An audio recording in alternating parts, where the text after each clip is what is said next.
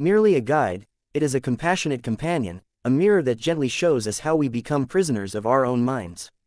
It invites us to examine the deeply human tendency to get lost in the maze of thoughts, to replay the past, to fear the future, and to doubt the present moment.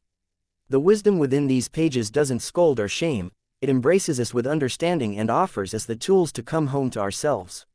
At the heart of this book lies the truth that overthinking is not a flaw or a defect, it's often the result of caring deeply, of wanting things to go well, of striving for control in a world that is largely unpredictable.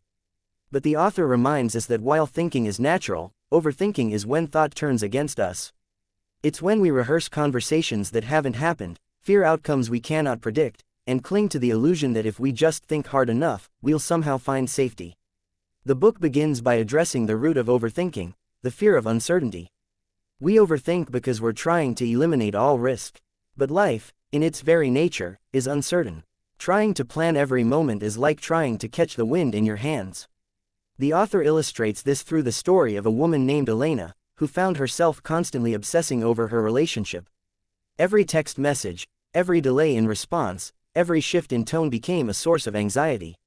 She tried to analyze her partner's words from every angle, trying to predict if the relationship would last.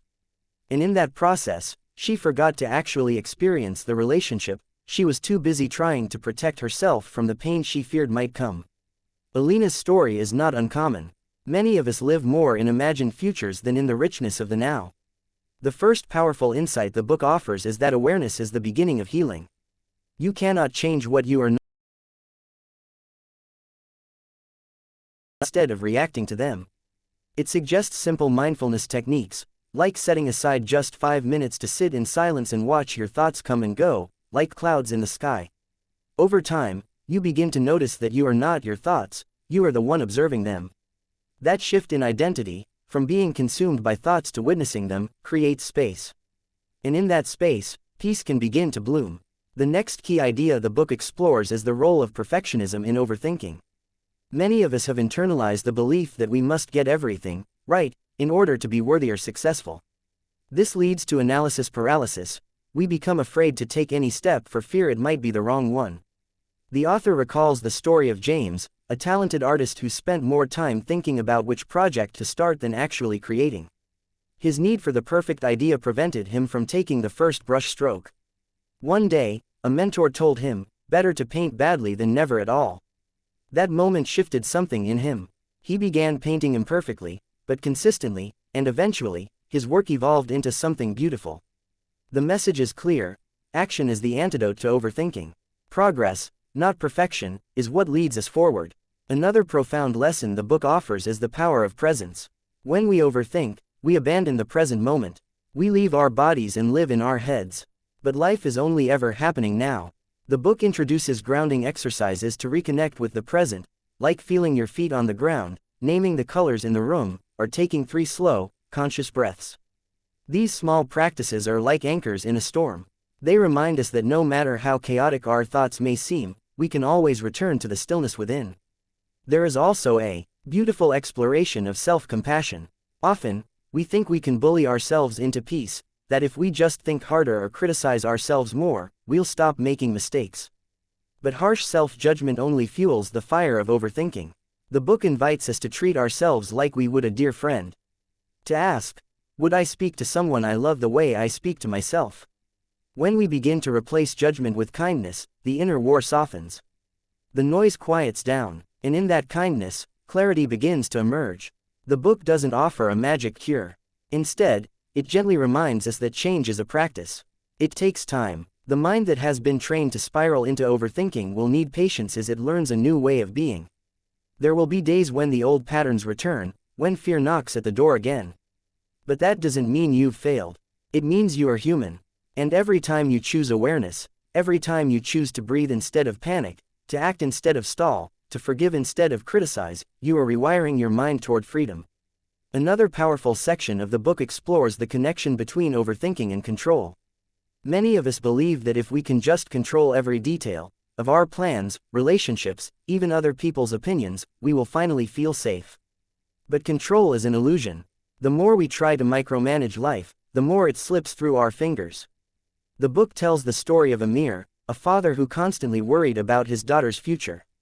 He would stay up at night imagining worst-case scenarios, trying to prepare for every possible challenge she might face.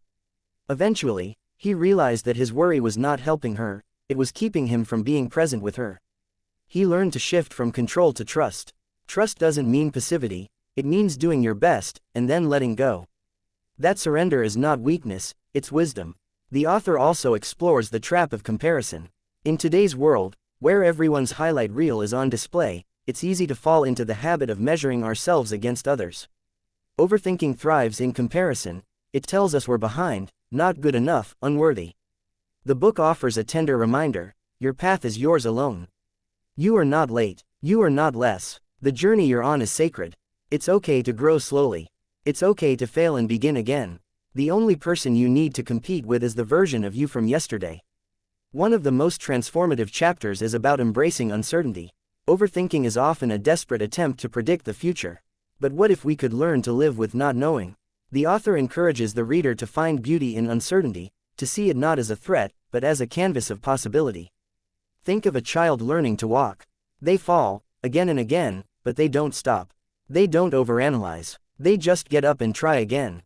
There is something pure and powerful about that kind of trust, in ourselves, in the process, in life itself. The final message of the book is perhaps the most empowering: you are not broken. You are not your anxiety. You are not your thoughts. You are a vast, aware presence, capable of witnessing storms without being consumed by them. The fact that you overthink doesn't mean you're weak, it means you care, it means you feel deeply.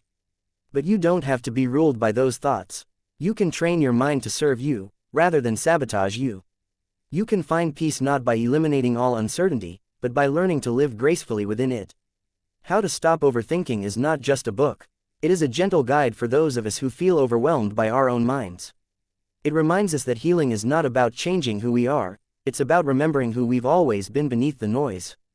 Calm, whole, enough. This journey is not about becoming perfect. It's about becoming present. It's about choosing peace, one breath, one thought, one moment at a time. And in that quiet choosing, we reclaim our power. We come back to ourselves. And that, truly, is the beginning of everything.